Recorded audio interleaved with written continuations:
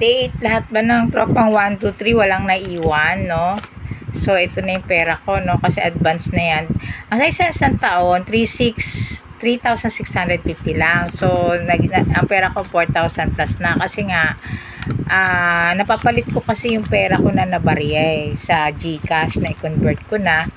Tapos, ang ginawa ko, ilagay ko rin ulit dito. Kaya ganun. So, may advance na ako. More than 1 year na ngayon, no? Sinabi ko yung tropang 1, 2, 3 and all makulay. Tropa, sa gustong humabol na lahat ng complicated tropa na hindi kasali sa pagbabago.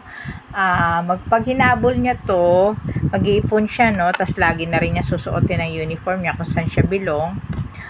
Kasi kailangan niyang ma-demo yun sa sarili niyang pamilya. Kahit may pera na siya.